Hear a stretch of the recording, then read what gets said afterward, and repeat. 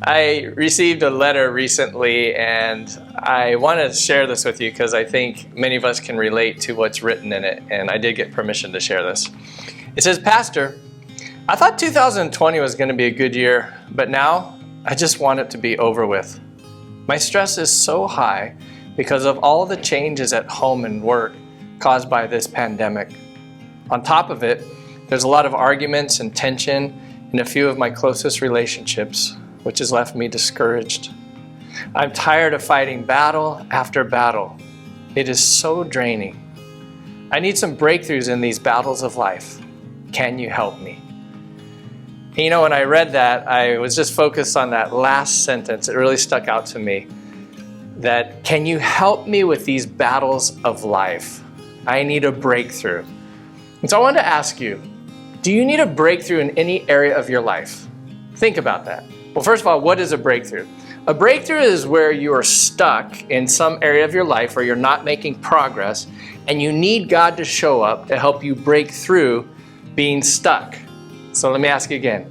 Do you need a breakthrough in any area of your life?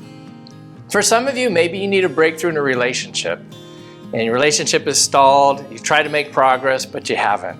Others of you, maybe you need a breakthrough in just being able to get things done. You've been really stressed because of all the changes at work, and you're thinking there's just too much to do and not enough time to do it. You need a breakthrough with productivity. Some of you might say, you know what, I need a breakthrough at work, or I need a breakthrough spiritually. I was talking to a guy who said, you know what, Dave, he said, during this COVID pandemic, he said, I've become so spiritually lazy. He said, I don't pray as much as I used to. I don't read the Bible as frequently as I should. He said, I'm so disconnected from other Christians. I'm just becoming spiritually unfit. And so do you need to have a breakthrough in any area of your life?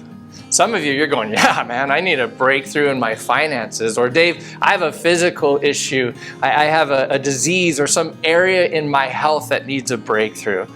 And the reality is, in this pandemic, all of us need a breakthrough in some area. And so I have some good news for you, because today we're launching a series called Warrior.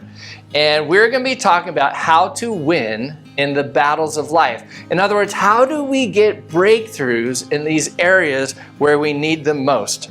And so over the next 30 days, we're going to be teaching you what God says on what we need to do to have a breakthrough. And I hope you're encouraged, because I'm telling you, over the next 30 days, if you do what God's going to teach us to do, many of you are going to have breakthroughs like you've never seen before in these areas where you're stuck. And so as you look at the scriptures, I want to ask you, what are the first steps that you need to take to have a breakthrough? Think about that. What are the first steps that you need to take to have a breakthrough? Like, what do you need to do to get a financial breakthrough? What do you need to do to get a health breakthrough? What do you need to do to get a relationship breakthrough? Well, let me give you the first step as we see in Scripture. Take a look up on the screen. The first step is prayer. I know, we already know that prayer is important, but as you read the Scriptures, often before God's breakthrough power came into a person's circumstances, they had to pray. And oftentimes they had to fast. So let me ask you this. How is your prayer life? I mean, just between you and God, how's your prayer life? You know, when I ask people, hey, how's your prayer life? You know what most people do? They usually kind of put their head down, have a little bit of a guilty look on their face, and they say, yeah, I don't pray enough, Dave. Or, you know, I'm just not consistent with my prayer life. Or, you know, Dave, when I pray, I just get so distracted. Or, you know what, Dave, I don't like praying. To be honest, I don't like praying. Other people just say, I'm just not good at it, so I don't do it very often.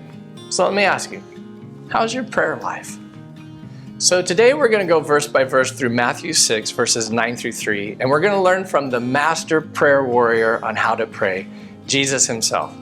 Now, I've practiced what he's teaching us today, and I'm telling you, if you do these steps that Jesus teaches, you will experience more health, emotionally, physically, internally.